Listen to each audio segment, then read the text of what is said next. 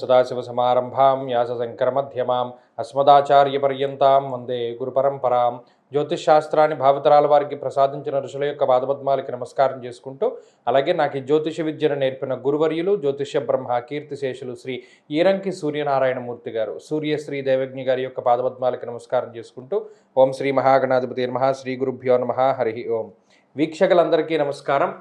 June నెల 14వ తారీఖుల గాయతూ June 20వ తారీఖు వరకు ఉండేటువంటి గ్రహగతుల ఆధారంగా ద్వాదశ రాశుల వారికి ఈ వారం ఏ విధమైనటువంటి శుభాశుభ ఫలితాలు కలగబోతున్నాయో ఈ కార్యక్రమం ద్వారా తెలుసుకుందాం. అందులో భాగంగా ఈ వారం ఉండేటువంటి గ్రహస్థితిని గమనిద్దాం. ఈ వారంలో రవి బుధ గ్రహాలు మిథున రాశి యందు సంచరిస్తూ ఉండగా, కర్కాటక రాశి యందు శుక్రగురుల యొక్క సంచారం ఉన్నది. సింహమందు కేతువు, కుంభమందు రాహుగ్రహము, మీనమందు శనేశ్వరుని యొక్క స్థితి ఉన్నది. మేషరాశి యందు కుజుని యొక్క సంచారం ఉన్నది.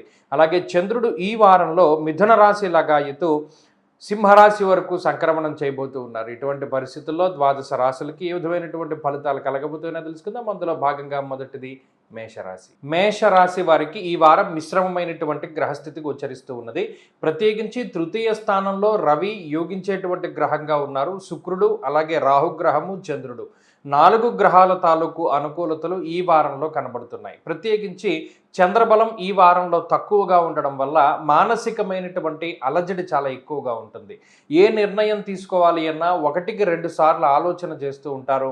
అలాగే ఏ పని చేయాలి అన్నా 1కి 2 సార్లు ఆ పని చేయవలసి వస్తూ ఉంటుంది. ఎందుకంటే కాన్సన్ట్రేషన్ అనేటువంటిది, అనగా ఏకాగ్రత అనేటువంటిది చాలా తక్కువగా ఉండడం ఈ వారంలో చూడవచ్చు.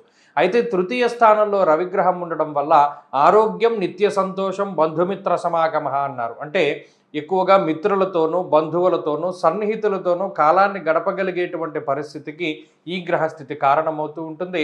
అలాగే సాహసోపేతమైనటువంటి నిర్ణయాలు తీసుకుంటారు. కొన్ని సందర్భాల్లో మీ శక్తికి మించి కష్టపడదామనేటువంటి ఆలోచనలతోటి ముందుకు వెళుతూ ఉంటారు మేషరాశి వారు.